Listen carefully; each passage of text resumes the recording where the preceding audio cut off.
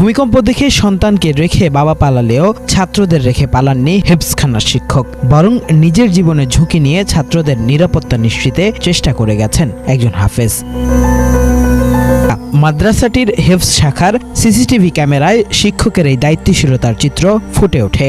ভিডিওতে দেখা যায় প্রতিষ্ঠানটির হেফজ শাখার সহকারী শিক্ষক হাফেজ মাওলানা শফিকুল ইসলাম দরজার কাছেই একটি বিছানায় শুয়ে মোবাইলে কিছু করছিলেন। সে সময় হঠাৎ ভূমিকম্প শুরু হলে রুম থেকে বের না হয়ে উল্টো দুই ছাত্রকে দুই খাট থেকে নামিয়ে নিরাপদ স্থানে নিয়ে যাওয়ার চেষ্টা করেন এই শিক্ষক। শিক্ষককে দেখে দৌড়ে আসে আরো দুজন শিক্ষার্থী। বিছানা থেকে একটি কোলবালিশ নিয়ে 4 ছাত্রের মাথা নিরাপদ রাখার চেষ্টা করতে দেখা যায় তাকে। তারপর ঝাঁকুনি কমে গেলে ছাত্রদের নিয়ে রুম থেকে বেরিয়ে যান হাফেজ শফিকুল ইসলাম। এই ভিডিওটি প্রকাশ করে অনেকে ভূমিকম্প দেখে সুপার শপে সন্তানকে ফেলে বাবার দৌড় দেওয়ার সেই ভিডিওর সঙ্গে তুলনা করছেন।